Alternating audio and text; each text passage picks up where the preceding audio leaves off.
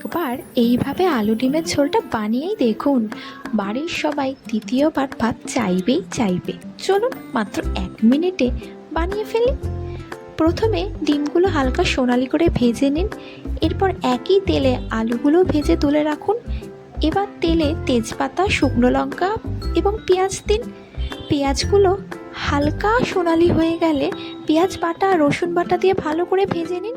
এরপর দিন আদা, হলুদ গুঁড়ো, কাশ্মীরি লাল লঙ্কার গুঁড়ো, জিরে গুঁড়ো, ধনে গুঁড়ো, সামান্য গরম মশলা, টমেটো আর অল্প জল। মশলা থেকে তেল ছেড়ে আসা পর্যন্ত ভালো করে কষিয়ে নিন।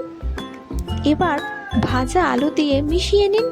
তারপর প্রয়োজন মতন গরম জল দিন। ফুটে উঠলে ভাজা ডিম দিয়ে কয়েক মিনিট ঢেকে রান্না করুন। সবশেষে স্বাদ মতো নুন দিন। ব্যাস, তৈরি হয়ে গেল দারুণ সুস্বাদু বাঙালি স্টাইলের আলু ডিমের ঝোল।